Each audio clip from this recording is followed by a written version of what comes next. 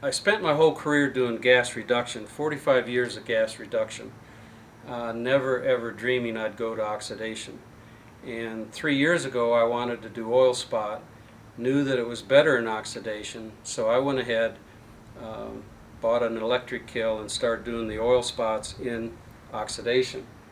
Then I got interested in the crystals, and that just kind of followed, put them together. Now I've got this oxblood. But to do the oil spots and the crystals, oil spots bubble and boil, so at the end of the firing, you've got a lava glaze. And what I do is that my schedule for a glaze firing, I go 200 degrees up to 250 and I hold it for 20 minutes. And that's a slow heat to get rid of any moisture that's in the bisque from glazing.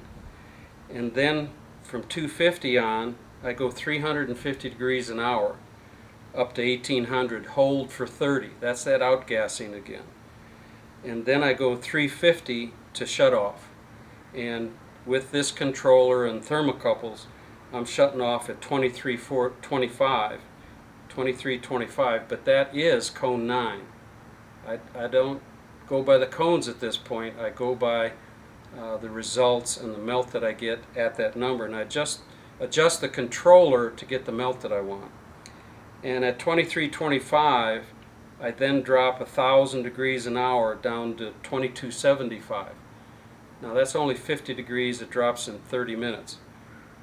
I'm sorry, in 3 minutes. And then I hold it an hour. And holding it allows that oil spot bubble glaze to kind of smooth back down, and it also allows the crystals to grow. That cycle is a 9-hour cycle to cone 9. And so far it's been pretty inexpensive. Okay, we've got the kiln loaded, and this will be a cone 9 firing. It takes about 9 hours with the hour hold. The kiln would actually go to 9 in 6-7 hours, but I don't want it going that fast. The cones, it's been firing very, very evenly, and so I have these cones to show that. And then when we unload in a couple days, we'll see the reds. This is actually red, this white glaze. This is actually the oil spot, and this is actually the crystal. So these before and afters will give you an idea of what did happen in the firing. These controllers will store whatever cycle that you've put into the ramp hold mode. And I have programmed my bisques and my glaze firings, and I've already called it up, and we are ready to go.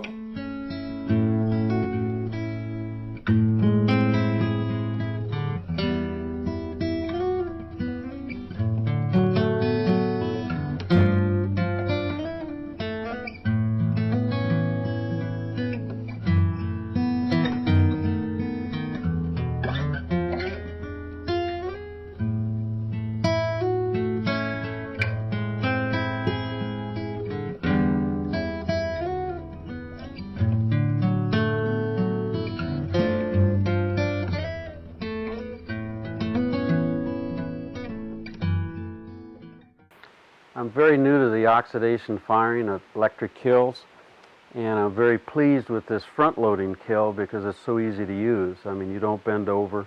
If your shelves were the same level, you could just leave the shelves in there. I've also found that it fires very evenly, and this is a 12 cubic foot kiln, and my glaze firing, which you're seeing here, is a 9.5 hour cycle to cone 9. And I'm firing it for $14. Now, I'm using 130 kilowatt hours, and it'd be easy to estimate what it would cost you.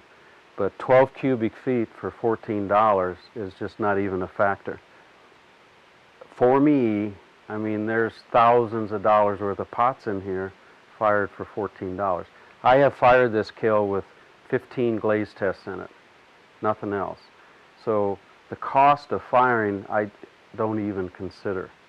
So the ease of use, the evenness, and the efficiency, and it also fires very fast, cools fast, fires fast.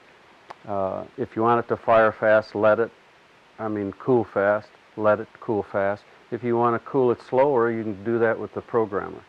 So you have total control over this kill with the controller. So it depends upon, you know, your intent, what you're after, temperature-wise, glaze-wise, rise, fall. It's totally controllable. I have no desire to go back to gas reduction. My gas kill's for sale.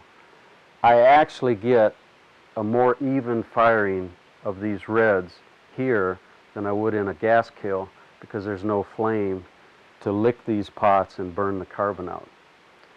I've only fired 2 loads of the oxblood, so this is very, very new for me, but I'm realizing that it'll actually be more even.